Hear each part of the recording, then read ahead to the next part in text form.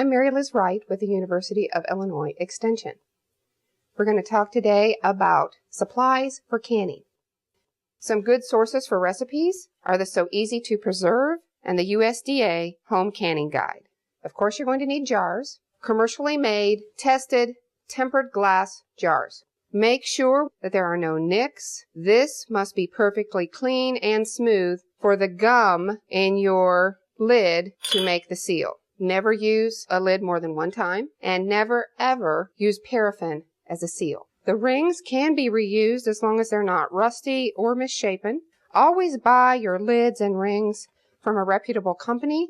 Some of the other equipment you will need: bottle brush, the damp paper towel, knives. Cutting boards are also a good idea. Occasionally you will see recipes that call for weighted produce, and so you want to make sure you have a scale, measuring cups, ladle, funnels.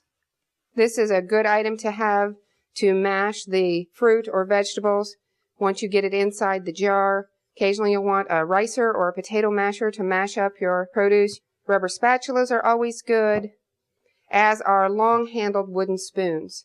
This is a really unique little measurer and shows you exactly how much head space there is. If you don't have one of these, a school ruler that's been washed will do just as well. You also want to use what we call a bubble freer. You can either use a commercially prepared one or even a plastic picnic knife will do. Don't use a metal knife. That might scratch your jar, weaken it to the point where it could burst or crack. This is a good item to have.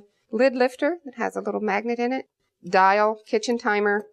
You're going to be dealing with very, very hot jars. A jar lifter is a necessity. And now, perhaps the most unique and important pieces of equipment, we have our canners.